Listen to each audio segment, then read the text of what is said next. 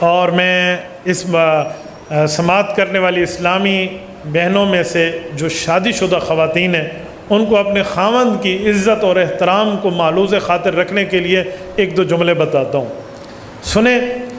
شادی سے پہلے آپ کے اوپر حق آپ کے والد کا تھا، اور شادی کے بعد آپ کے اوپر سب سے زیادہ حق آپ کے خاوند کا ہے۔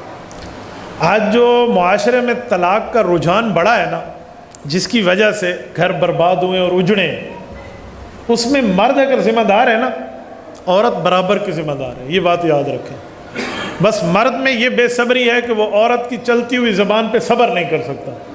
اگر مرد عورت کی چلتی ہوئی زبان پہ صبر کر لے تو گھر نہیں ٹوٹتا۔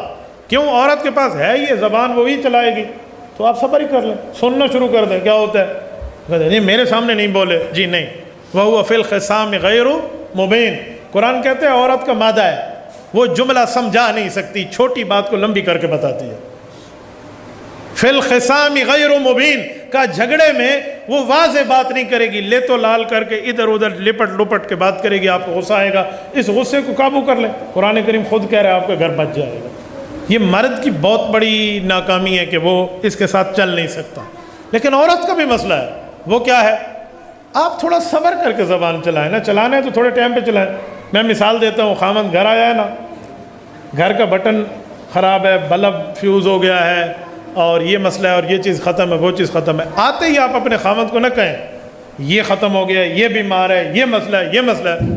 پہلے وہ آیا ہے تو اس سے پانی تو پوچھو، اس کو پسینہ تو صاف کرنے دو، تو 4-5 منٹ اس سے مزاج کو ٹھنڈا تو ہونے دو، باہر کی جھنجھٹ سے نکل کے تمہارے پاس آیا ہے، اس کو تھوڑا ٹھنڈا ہونے دو، اس کے بعد 20 کام بتانا اس نے تمہارے کر لینے۔ میں غلط کہہ رہا ہوں؟ آپ لوگ تجربہ رکھتے ہیں، آتے ہی بندہ آ کے یہ مصیبت ہے، وہ مصیبت ہے، تو ہی میرے واسطے مصیبت ہے۔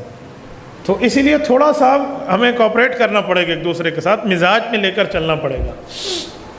وہ کہتے ہیں ایک بہت بڑے بزرگ تھے، ان کے پاس ایک شخص آیا اپنی بیوی کی شکایت لگانے کے لیے، یوں آ کے دروازہ کھٹکھٹایا اس بزرگ کا۔ جب کھٹکھٹایا نا دروازہ، تو اس بزرگ کے گھر سے اس کی بیوی اور یہ خامند، یہ دونوں آپس میں لڑنے کی آواز باہر آ رہی تھی۔ وہ ڈر کے مارے بھاگ گیا کہ ان کے گھر میں لڑائی ہو رہی ہے، کہیں میرا مسئلہ خراب نہ ہو جائے۔ اتنے بزرگ باہر آئے تو دوڑ رہے، ادھر آئے، وہ آ گیا۔ کیوں آئے تھے؟ اس نے کہا جی ویسے زیارت کے لیے آیا تھا۔ کہا نہیں بتا بات کیا ہے؟ انہوں نے کہا حضرت جیڑا رولا تمہارے گھر ہے وہی میرے گھر ہے، جو مسئلہ آپ کے گھر ہے۔ میں کہا کیا ہوا؟ کہا میری بیوی میرے سامنے زبان چلاتی ہے، اور میری بیوی یہ کرتی ہے اور وہ کرتی ہے، ایسے کہتی ہے، ایسے کہتی ہے میں ابو کے گھر میں تو ایسے خوش تھی، تیرے گھر میں آ کے مصیبت میں پڑ گئی، تیرے گھر میں تو آج تک میں نے خیر دیکھی ہی نہیں، تو میں کیا کروں؟ تو وہ فرمانے لگے کہ ٹھنڈے دماغ سے میری ایک دو باتیں سمجھ۔ کہا کیا؟ کہا ہر بندے کو 2-4-5 چیزوں کی نیڈ اور ضرورت ہوتی ہے۔ اسے باورچی چاہیے جو اس کے لیے کھانا پکائے، اسے دھوبی چاہیے جو کپڑے دھوئے، اسے خادم چاہیے جو گھر کی صفائی وغیرہ کرے۔ کہا جی ہاں۔ کہا اسے ایک رکھوالا چاہیے جو اس کی اولاد کی نگرانی کرے۔ کہا جی ہاں۔ کہا بیوی یہی چاروں کام فری آف کاسٹ کرتی ہے، وہ آپ کی باورچی بھی ہے، آپ کی دھوبی بھی ہے، آپ کی سرونٹ اور خادم بھی ہے، اور آپ کی وائف بھی ہے، اور آپ کے بچوں کی نگران بھی ہے۔ وہ سرونٹ ہے نہیں، میں ویسے سمجھانے کے لیے کہہ رہا ہوں، بیوی گھر کی ملکہ ہوتی ہے۔ تو کہا یہ سارے کام وہ آپ کی کر رہی ہے، تو یہ 4-5-6 کام تجھے فری آف کاسٹ مل رہے ہیں، تو ایک اس کی زبان ہی ہے نا وہ چلاتی ہے اس کے سامنے، تو ہی ٹھیک ہو جائے، سنتے رہے، وہ بھی ٹھیک ہو جائے گی۔ یہ بات اگر کوئی بندہ کہتا ہے نا کہ میں اپنی بیوی کو سیدھا کر دوں گا، یہ اللہ کے قرآن کو حاضر کر کے میں ایک جملہ کہتا ہوں، وہ غلط کہتا ہے۔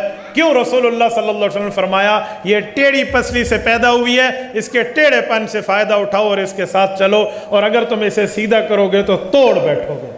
یہ رسول اللہ کا فرمان ہے صلی اللہ علیہ وسلم۔